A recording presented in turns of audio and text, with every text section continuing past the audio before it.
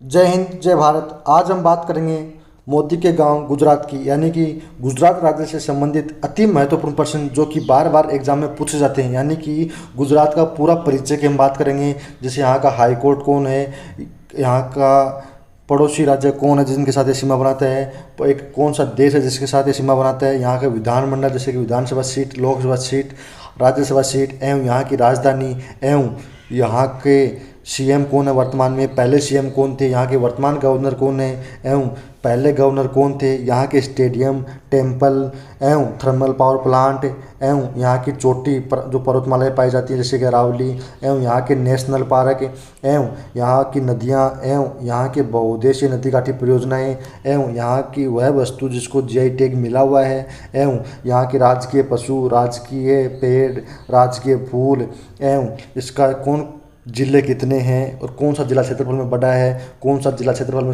छोटा है, इन सब की चर्चा आज हम इस वीडियो में करेंगे। यह वीडियो बहुत ही शानदार होने वाला दोस्तों। अगर आप इस वीडियो को देखेंगे तो आप हमेशा हमेशा के लिए आपको गुजरात राज्य आपके दिमाग में बैठ जाएगा। तो आइए जुड़िए हमारे से और इस वीडियो का आनंद लीजिए। तो गुजरात राज्य, तो हम बात करेंगे गुजरात के बारे में। तो गुजरात की राजधानी क्या होती है? पहली बार तो गुजरात की राजधानी होती है आपकी गांधीनगर। गांधीनगर गुजरात की राजधानी होती है एवं गुजरात का जो क्षेत्रफल है वह 1,96,024 वर्ग किलोमीटर, यानी कि गुजरात का जो क्षेत्रफल कितना है 1,96,024 वर्ग किलोमीटर। तो हम बात कर लेते हैं भारत का क्षेत्रफल कितना है टोटल। तो भारत का क्षेत्रफल है 32,87,263 वर्ग किलोमीटर और यह जो क्षेत्रफल है यह विश्व के क्षेत्रफल का 2.4% है। यह विश्व के क्षेत्रफल का, भारत का क्षेत्रफल 2.41% और इस 32,87,263 वर्ग किलोमीटर का जो राजस्थान है, क्योंकि राजस्थान की बात हम इसलिए कर रहे हैं कि भारत का सबसे बड़ा राज्य क्षेत्रफल में वह है आपका राजस्थान। तो इस राजस्थान का क्षेत्रफल कितना होता है? इसका क्षेत्रफल होता है 3,42,239 3,42,239 वर्ग किलोमीटर राजस्थान का क्षेत्रफल है, जो कि भारत के क्षेत्रफल का 10.41% है एवं जो भारत का क्षेत्रफल है वह विश्व के क्षेत्रफल का 2.41% है। यानी कि आप समझ रहे होंगे अगर ये विश्व है तो इसका 2.4% वो तो भारत का क्षेत्रफल होगा। कितना है? 3,42,002 नहीं 32,87,263 32,87,263 यह भारत का क्षेत्रफल है, जो कि विश्व क्षेत्रफल का 2.4% है। जबकि 3,42,239 वर्ग किलोमीटर, जो कि इसका जो भारत का क्षेत्रफल है ना 32,87,263, इसका है 10.41%, वह राजस्थान का क्षेत्रफल है। कितना? 10.41% किसका? भारत के क्षेत्रफल का। राजस्थान का क्षेत्रफल 10.41% है, जो कि 3,42,239 वर्ग किलोमीटर होता है। जबकि भारत का क्षेत्रफल होता है 32,87,263 वर्ग किलोमीटर। दोस्तों मैं आपको इसी के साथ एक बात बता देता हूँ, भारत का क्षेत्रफल 32,87,263 वर्ग किलोमीटर है तो पाकिस्तान का जो क्षेत्रफल है उससे भारत 4 गुना बड़ा है, यानी कि पाकिस्तान का क्षेत्रफल होगा 8 लाख के समथिंग।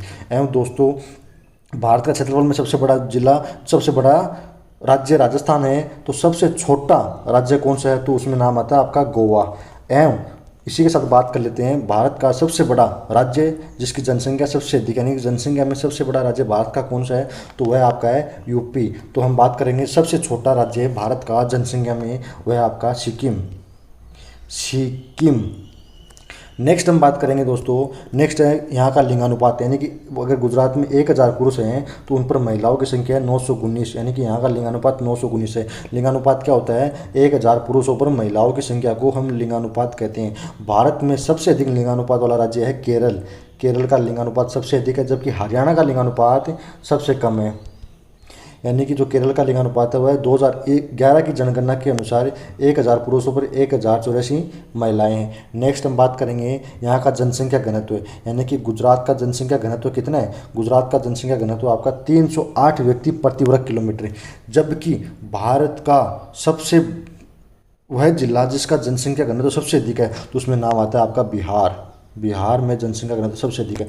जबकि सबसे कम जनसंख्या घनत्व वाला भारत का राज्य है अरुणाचल प्रदेश, एपी यानी अरुणाचल प्रदेश सबसे कम जनसंख्या घनत्व वाला राज्य है, जबकि सबसे अधिक जनसंख्या घनत्व वाला राज्य आपका बिहार है। जबकि भारत का सबसे अधिक जनसंख्या घनत्व वाला केंद्र शासित प्रदेश यानी कि यूनिट टेरिटरी की हम बात करेंगे तो उसमें नाम आएगा आपका दिल्ली।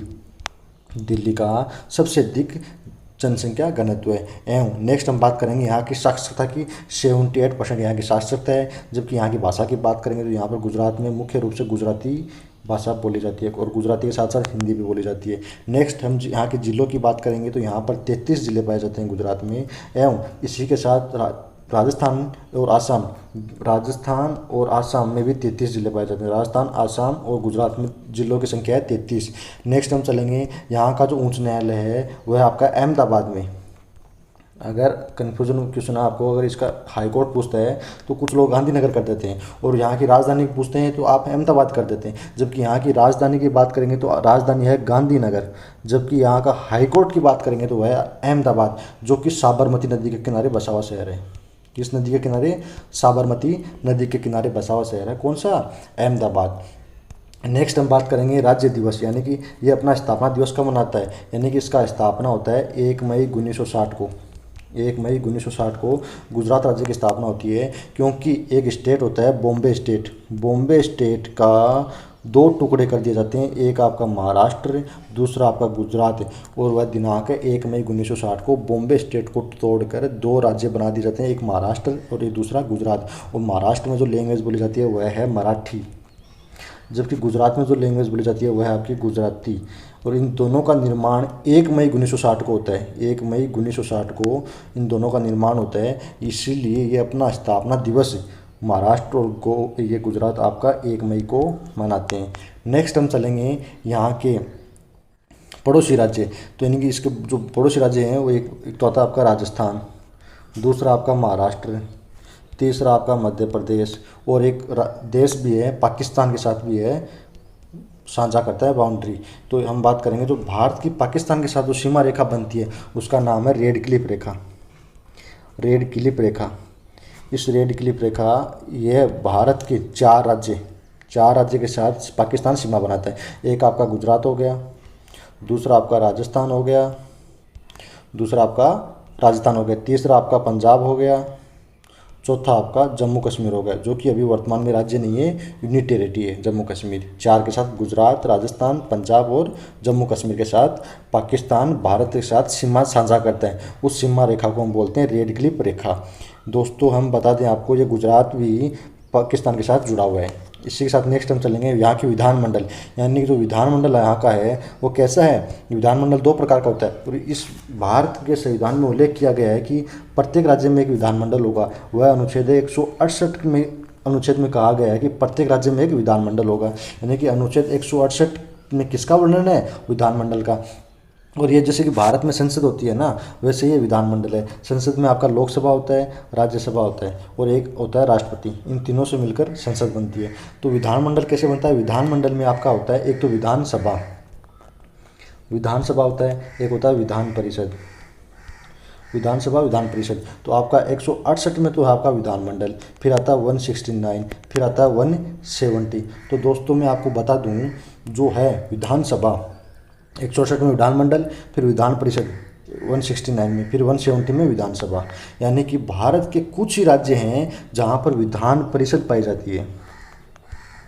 बाकी विधानसभा तो हर जगह है, लेकिन कुछ ही राज्य हैं जहां पर विधान परिषद पाई जाती है। इस विधान परिषद का उल्लेख 169 में किया गया है, जबकि विधानसभा का उल्लेख अनुच्छेद 170 में किया गया है, जबकि विधानमंडल का उल्लेख 168 में किया गया है। आपका यह कन्फ्यूजन दूर हो गया होगा। आपको 3 याद रखने हैं, 168, 169 और 170 लगातार याद करने। इसमें पहले आएगा विधान मंडल, मैं से परिषद, परिषद का पै और सभा का मैं पैसे, यानी कि आप सुनोगे लसप है और मैं पैसे, तो आप लसप के साथ ट्रिक जोड़ लीजिए, आप याद कर लीजिए। मैं पैसे आपका विधान मंडल, फिर विधान परिषद, फिर विधान सभा 168, 169, 170।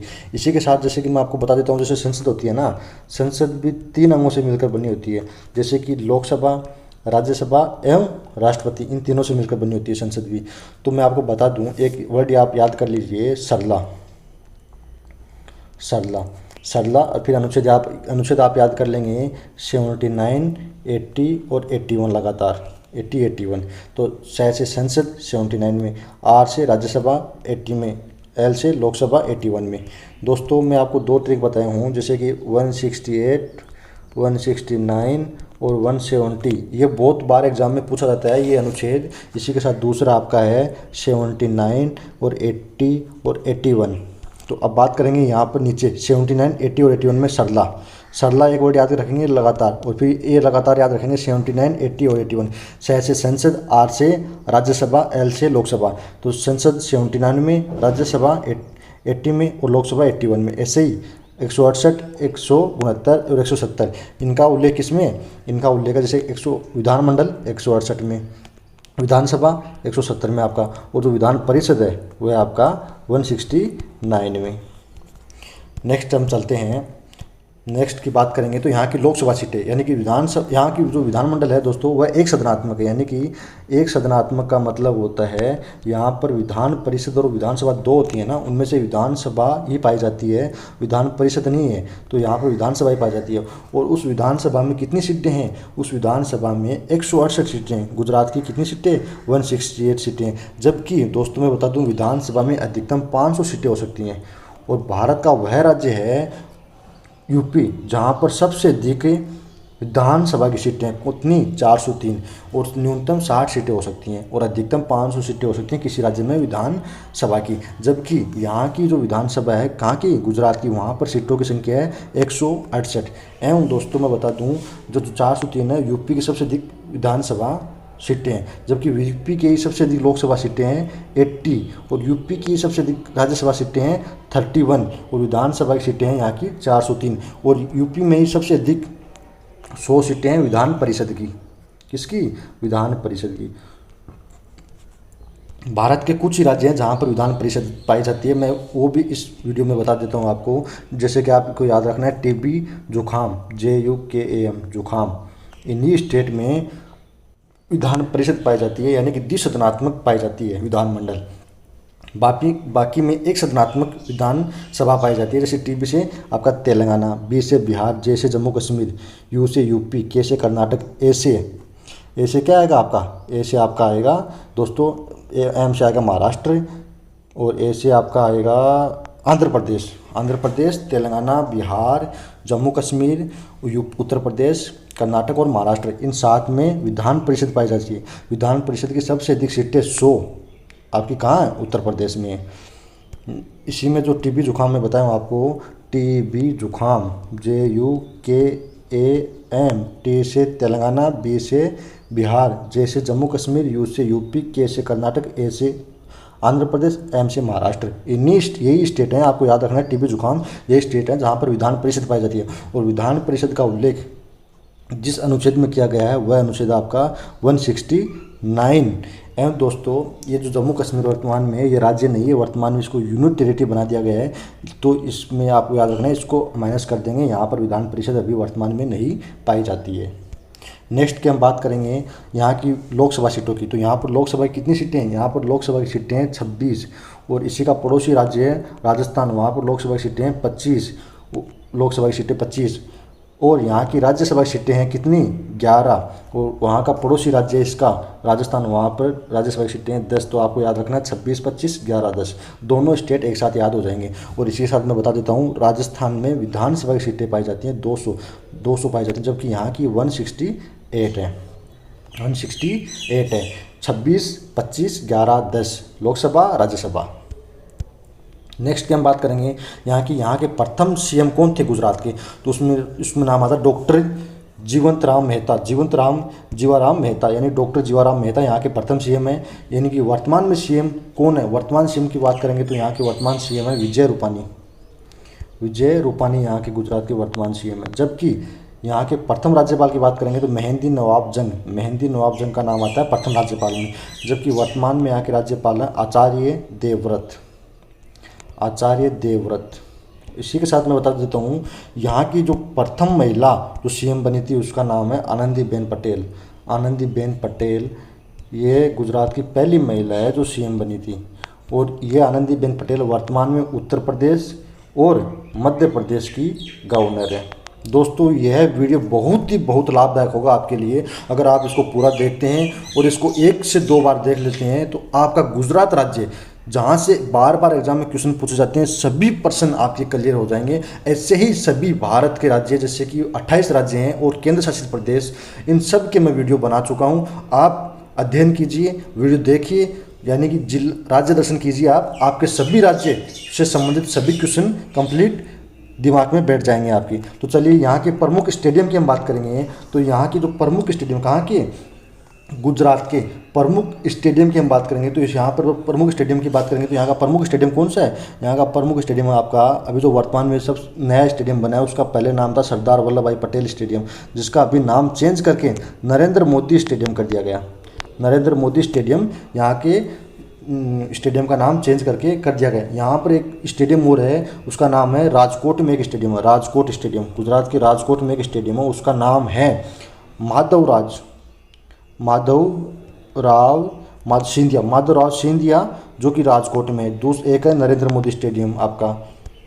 नेक्स्ट है, हम बात करेंगे यहाँ के प्रमुख टेम्पल की, यानी कि यहाँ पे जो टेम्पल पाए जाते हैं उनमें प्रमुख नाम आएगा। एक तो सोमनाथ का टेम्पल, आपने बहुत हिस्ट्री में भी पढ़ा होगा, महमूद गजनवी ने यहाँ पर आक्रमण किया था। सोमनाथ का मंदिर। एक द्वारिकाधीश का मंदिर, द्वारिकाधीश का मंदिर, यह द्वारिकाधीश भी बहुत बार एग्जाम में पूछा जाता है। द्वारिकाधीश का मंदिर कहाँ पर है, कौन से स्टेट में? तो आपका आंसर होना चाहिए गुजरात। सोमनाथ का मंदिर और द्वारिकाधीश का मंदिर आपके कहाँ पे हैं? गुजरात में। दोनों ही फेमस हैं। थर्मल पावर प्लांट की बात करेंगे हम। यहाँ के थर्मल पावर प्लांट में नाम आता है मुद्रा थर्मल पावर प्लांट। यहाँ पर CISF पोस्टेड है। और यहाँ पर दूसरा है सिक्का और तीसरा आपका काकरापार। और काकरापार नाम से इसको यहाँ पर गुजरात में परमाणु ऊर्जा संयंत्र भी है, यानी कि भारत का पहला परमाणु ऊर्जा संयंत्र की बात करेंगे तो वह है आपका तारापुर, महाराष्ट्र में। और काकरापार परमाणु ऊर्जा संयंत्र आपका गुजरात में। केग्गा परमाणु ऊर्जा संयंत्र की बात करेंगे तो वह है आपका कर्नाटक में। जबकि आर से राजस्थान में कौन सा परमाणु ऊर्जा संयंत्र है? रावटबाटा। जबकि नरोरा परमाणु ऊर्जा संयंत्र आपका कहाँ पर? उत्तर प्रदेश में। इसी के साथ दोस्तों मैंने आपके भारत के प्रमुख परमाणु ऊर्जा संयंत्र भी बता चुका हूँ। नरोरा यूपी में है, काकरापार गुजरात में आपका, और तारापुर महाराष्ट्र में है, और आर से राजस्थान, रावटबाटा राजस्थान में है, एवं जो नरोरा है यूपी में है। नेक्स्ट हम बात करेंगे यहाँ के पर्वत की। तो यहाँ पर पर्वत जो पाया जाता है, उस पर्वत में अरावली पर्वतमाला मुख्य रूप से, यानी कि अरावली पर्वतमाला का विस्तार कहाँ तक है? आपका अरावली पर्वतमाला का गुजरात से लेकर राजस्थान से होते हुए दिल्ली तक इसका विस्तार है। और दिल्ली में इसी अरावली पर्वतमाला पर रायसीना पहाड़ी पर, कौन सी पहाड़ी? रायसीना पहाड़ी पर राष्ट्रपति भवन बना हुआ है, जो कि भारत का सबसे बड़ा भवन है। नेक्स्ट की हम बात करेंगे यहाँ की इसकी सबसे ऊंची चोटी, यानी कि जो पर्वत है ना, इसी में चोटियाँ होती हैं। उन चोटियों में नाम आता है आपका कौन सा? एक आता है गिर पहाड़ी यहाँ पे पाई जाती है, एवं गिरनार की पहाड़ी पाई जाती है। गिरनार एवं मांडव, 3 पहाड़ियाँ मुख्य हैं, गिरनार और मांडव। इनमें से जो गिरनार की पहाड़ी है, ये सबसे ऊंची चोटी है। गिरनार की पहाड़ी सबसे ऊंचाई पर है। नेक्स्ट हम बात करेंगे यहाँ के नेशनल पार्क की। तो नेशनल पार्क की बात करेंगे हम यहाँ के, कहाँ के? गुजरात के नेशनल पार्क की बात करेंगे तो नेशनल पार्क में पहला आता है आपका Gir national park, black buck national park, एवं कच्छ की खाड़ी नेशनल पार्क, एवं मरीन नेशनल पार्क। एक आता है वंशदा नेशनल पार्क, यानी कि यहाँ पर Gir national park, black buck national park, marine national park और वंशदा नेशनल पार्क। एक आता है कच्छ की खाड़ी नेशनल पार्क। यहाँ के प्रमुख नेशनल पार्क हैं दोस्तों, कौन कौन से? आपका गिर नेशनल पार्क, एक ब्लैक बक नेशनल पार्क, एक कच्छ की खाड़ी नेशनल पार्क, एक आता मरीन नेशनल पार्क, एक आता वंशदा नेशनल पार्क। कहाँ के? गुजरात के प्रमुख नेशनल पार्क हैं। एवं नेक्स्ट बात करेंगे नदियों की। तो गुजरात में जो नदियाँ बहती हैं, कौन कौन सी नदियाँ हैं? जैसे कि आपकी कौन कौन सी नदियाँ हैं? एक तो आपके 3 नर्मदा ताप्ती, और ये दोनों नदियाँ अरब सागर में गिरती हैं, यानी कि बंगाल की खाड़ी में नहीं गिरती हैं। दोनों नदियाँ अरब सागर में गिरने वाली नदियों में आपका नर्मदा ताप्ती का नाम मुख्य रूप से आता है। एवं इसी के साथ दूसरी नदी भी आपकी एक है साबरमती। इसी साबरमती नदी के किनारे अहमदाबाद आपका शहर बसा हुआ है, और इसी अहमदाबाद में गुजरात का हाई कोर्ट है। एवं एक नदी है दमन गंगा ये यहाँ की नदी बहती है। नेक्स्ट हम बात करेंगे नदी के बाद हमारा है बहुउद्देशीय नदी घाटी परियोजना, यानी कि गुजरात की बहुउद्देशीय नदी घाटी परियोजनाएं कौन कौन सी हैं। तो आपका नाम आएगा, एक तो काकरापार बहुउद्देशीय नदी घाटी परियोजना। इस काकरापार से नाम से यहाँ पर परमाणु ऊर्जा संयंत्र भी है एवं बहुउद्देशीय नदी घाटी परियोजना भी है। एवं दूसरी है बहुउद्देशीय नदी घाटी परियोजना में नर्मदा सागर बहुउद्देशीय नदी घाटी परियोजना। तीसरी आती है आपकी उकाई परियोजना।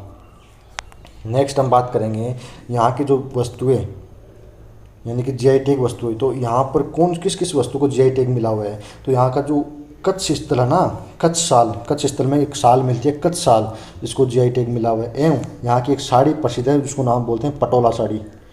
पटोला साड़ी भी गुजरात की वह साड़ी है जिसको जीआई टैग मिला हुआ है। एवं कच्छ साल को, पटोला साड़ी को जीआई टैग मिला हुआ है। एवं यहाँ पर गिर केसर को भी जीआई टैग मिला हुआ है, गिर केसर को भी जीआई टैग मिला हुआ है। नेक्स्ट हम बात करेंगे गुजरात से संबंधित प्रमुख व्यक्ति, यानी कि जैसे कि एक तो महात्मा गांधी आपके, नरेंद्र मोदी साहब हैं जो कि वर्तमान में यहाँ के पीएम हैं। इनका निर्वाचन क्षेत्र कहाँ का है, ये लोकसभा से सदस्य हैं और इनका निर्वाचन क्षेत्र आपका वाराणसी उत्तर प्रदेश, वाराणसी उत्तर प्रदेश से ये लोकसभा के सांसद हैं। दोस्तों, लोकसभा का सदस्य बनने के लिए व्यक्ति की न्यूनतम उम्र 25 वर्ष होनी चाहिए, जबकि राज्यसभा का सदस्य बनने के लिए व्यक्ति की न्यूनतम उम्र 30 वर्ष होनी चाहिए, जबकि राष्ट्रपति, उपराष्ट्रपति एवं राज्यपाल बनने के लिए व्यक्ति की न्यूनतम उम्र 35 वर्ष होनी चाहिए। इसी के साथ हम नेक्स्ट बात करेंगे, यहाँ पर एक व्यक्ति और है जैसे कि भारत के प्रथम उप प्रधानमंत्री बोल सकते हैं या गृह मंत्री सरदार वल्लभ भाई पटेल, सरदार वल्लभ भाई पटेल साहब, इनका भी संबंध गुजरात से है। इन्होंने देश की रियासतों को एक करने में बहुत योगदान दिया था, इसीलिए इन्हीं की याद में एकता स्थल मनाया जाता है, यानी कि इन्हीं की याद में हम बनाते हैं एकता दिवस। एकता दिवस हम बनाते हैं और वो एकता दिवस मनाते हैं हम 31 अक्टूबर के दिन, 31 अक्टूबर के दिन एकता दिवस मनाते हैं। और जम्मू कश्मीर राज्य के 2 टुकड़े किए गए थे, उनके यानी कि केंद्र शासित प्रदेश बनाए गए थे 2, वो भी इसी तारीख से लागू हुए थे 31 अक्टूबर के दिन, क्योंकि यह दिन इसलिए चुना गया था क्योंकि सरदार वल्लभ भाई पटेल उन्होंने भारत को एकता के सूत्र में बांधा था। तो एकता दिवस के दिन ही इसको याद रखने के लिए जम्मू कश्मीर राज्य के 2 टुकड़े करके उसको घोषणा पहले हो चुकी थी, लेकिन लागू किया था 31 अक्टूबर 2019 से। नेक्स्ट हमारा है मुख्य बिंदु, यानी गुजरात राज्य के मुख्य बिंदु कौन कौन से दोस्तों। तो हम बात करेंगे 1 मई 1960 को गुजरात राज्य अस्तित्व में है। मैं आपको ऊपर में बता चुका हूँ कि 1 मई 1960 को गुजरात राज्य अस्तित्व में है। इसी के साथ महाराष्ट्र राज्य अस्तित्व में है 1 मई 1960 को, इसीलिए ये अपना स्थापना दिवस 1 मई को मनाते हैं। इसी से पहले 1960 से पहले बॉम्बे स्टेट हुआ करता था, उसमें महाराष्ट्र और गुजरात दोनों राज्य आया करते थे। महाराष्ट्र में मुख्य रूप से मराठी भाषा बोली जाती है, जबकि गुजरात में मुख्य रूप से गुजराती बोली जाती है और गुजराती के साथ कुछ मात्रा में हिंदी भी यहाँ बोली जाती है। नेक्स्ट है गुजरात में जो एक नदी बहती है नर्मदा नदी, नर्मदा नदी को गुजरात की लाइफ लाइन बोलते हैं, यानी कि जीवन रेखा बोलते हैं। नेक्स्ट है भारत का मैनचेस्टर अहमदाबाद को कहा जाता है, जबकि उत्तर भारत का मैनचेस्टर आपका है कानपुर। इसी के साथ आप याद रख लेंगे, उत्तर भारत का मैनचेस्टर कानपुर, जबकि दक्षिण भारत यानी कि साउथ का मैनचेस्टर किसको बोलते हैं। एक कोयम्बटूर है तमिलनाडु में, कोयम्बटूर जो कहाँ पर है, तमिलनाडु में, यह दक्षिण भारत का मैनचेस्टर। भारत का मैनचेस्टर में आता है अहमदाबाद जो कि साबरमती नदी के किनारे बसा हुआ है। उत्तर भारत का मैनचेस्टर आता है कानपुर जो कि गंगा नदी के किनारे बसा हुआ है, जबकि दक्षिण भारत का मैनचेस्टर में नाम आता है कोयम्बटूर जो कि तमिलनाडु में स्थित है। नेक्स्ट है 26 जनवरी 2000 को गुजरात के यानी कि एक स्थान है गुजरात में भुज, यहाँ पर एक भयंकर भूकंप आया था। 26 जनवरी का दिन था, सन थी 2000, यहाँ के गुजरात के भुज में एक भयंकर भूकंप आया था। नेक्स्ट है केंद्रीय नमक और समुद्री रसायन अनुसंधान संस्थान गुजरात के भावनगर में स्थित है, यानी कि जो नमक और समुद्री रसायन अनुसंधान संस्थान है ना, यह गुजरात के भावनगर में स्थित है। नेक्स्ट हम बात करेंगे सिंधु घाटी सभ्यता का सबसे महत्वपूर्ण केंद्र यानी कि लोथल है, यह बंदरगाह है, ये कहाँ पर है, गुजरात में। नेक्स्ट है कर्क रेखा गुजरात के उत्तरी भाग से निकलती है, यानी कि भारत के 8 राज्य हैं दोस्तों, भारत के कितने 8 राज्य हैं जहाँ से कर्क रेखा गुजरती है, यानी कि इसका पड़ोसी राज्य राजस्थान से भी कर्क रेखा गुजरती है, गुजरात से कर्क रेखा गुजरती है। वो कर्क रेखा गुजरने वाले भारत के 8 राज्य कौन से हैं, तो मैं आपको एक ट्रिक बताऊँगा। राम झा के 6 बंगु मित्र, राम झा के 6 बंगु मित्र, ये ट्रिक याद कर लेंगे तो आपको 8 के 8 याद हो जाएंगे। किस राज्य से कर्क रेखा गुजरती है। राम से राजस्थान, मैं से मध्य प्रदेश, झा से झारखंड, 6 से छत्तीसगढ़, बै से आपका आएगा कौन सा, बै से वेस्ट बंगाल, ग से गुजरात, मैं से मिजोरम और तय से त्रिपुरा। यानी कि ये 8 राज्य हैं जहाँ से कर्क रेखा गुजरती है। इसमें आता है, नाम आता है आपका राम झा के 6 बंगु मित्र। राम झा के 6 बंगु मित्र, 6 बंगु मित्र। तो राम से राजस्थान, मध्य प्रदेश, झारखंड, छत्तीसगढ़, वेस्ट बंगाल, गुजरात और मित्र से बनेगा आपका मिजोरम और त्रिपुरा। नेक्स्ट चलते हैं हम यहाँ का सबसे लंबी नदी की बात करेंगे तो भादर नदी का नाम मुख्य रूप से आता है। कांडला यहाँ का प्रमुख बंदरगाह है, कि यहाँ के बंदरगाह की बात करेंगे तो उसमें कांडला बंदरगाह आता है। नेक्स्ट है यहाँ के प्रमुख उद्योग की बात करेंगे तो उसमें सूती वस्त्र उद्योग आता है। एवं ये जो जलीय सीमा बनाता है, ये छोड़ दीजिए आप, ये नहीं है। यहाँ पे जलीय सीमा, ये जल के साथ जो सीमा बनाता है, ये 1600 किलोमीटर, यानी कि सबसे अधिक जल के साथ सीमा बनाने वाला भारत का राज्य है गुजरात। और सबसे कम जलीय सीमा बनाने वाला भारत का राज्य है गोवा। गए से गोवा, गए से गुजरात याद रखना है। गुजरात में 4 अक्षर हैं, बड़ा अक्षर है तो ज़्यादा सीमा लगाता है, और गोवा में 2 अक्षर हैं तो गए से गोवा छोटा बाउंड्री लगाता है जल के साथ। और यह अरब सागर के किनारे बसा हुआ राज्य है। नेक्स्ट हम बात करेंगे गुजरात की जो राजधानी है, क्या है? गांधीनगर, जो कि पूरे एशिया में हरी भरी राजधानी के नाम से प्रसिद्ध है। गुजरात की राजधानी गांधीनगर पूरे एशिया में हरी भरी राजधानी के नाम से प्रसिद्ध है। भारत का सांस्कृतिक शहर वडोदरा गुजरात में, और इसी वडोदरा गुजरात में रेलवे यूनिवर्सिटी है।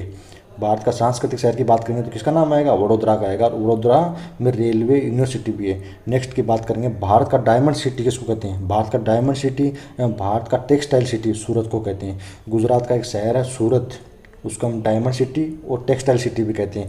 दोस्तों यह बहुत बार एग्जाम में पूछा जाता है, जैसे कि सांस्कृतिक शहर कौन सा है, रेलवे यूनिवर्सिटी कहाँ पर है, भारत का टेक्सटाइल सिटी कौन सा है, भारत की डायमंड सिटी कौन सी है। तो आपको याद रखना चाहिए, 2-3 बार इस वीडियो को देखेंगे तो आपको आसानी से गुजरात राज्य पूरा का पूरा दिमाग में हमेशा के लिए छप जाएगा।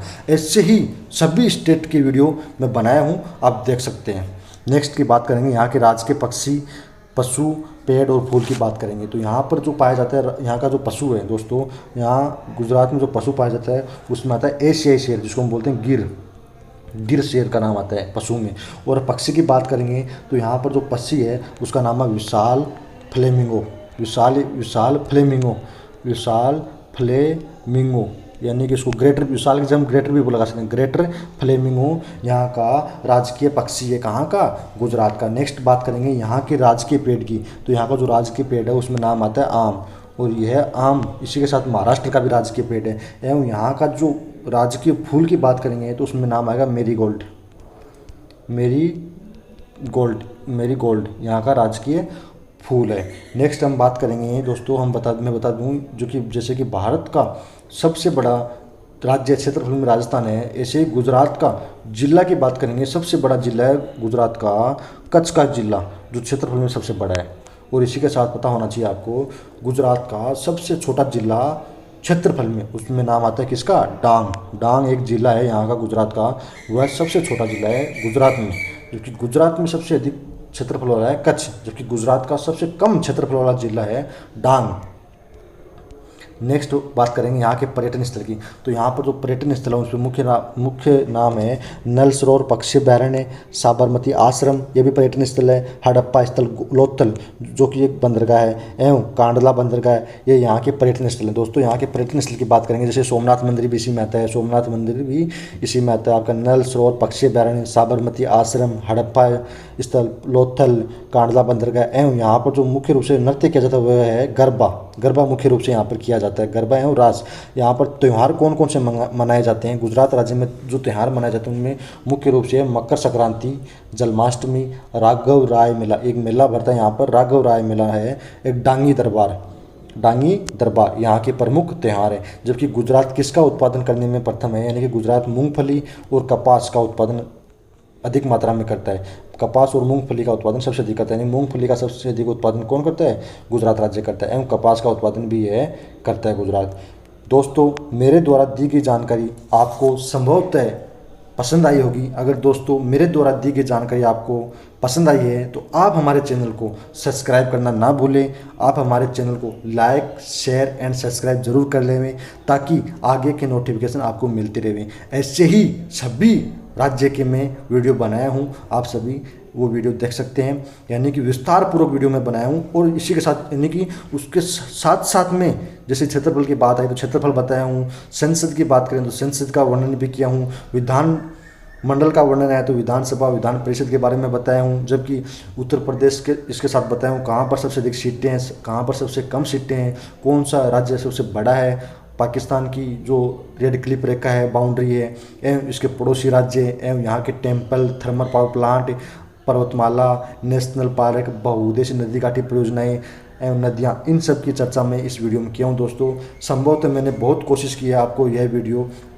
देने के लिए। यानी कि आशा करता हूँ कि मेरे द्वारा दी गई जानकारी आपको अवश्य पसंद आएगी और आप हमारे चैनल को सब्सक्राइब ज़रूर करेंगे। धन्यवाद। Thanks for watching. जय हिंद, जय भारत साथियों।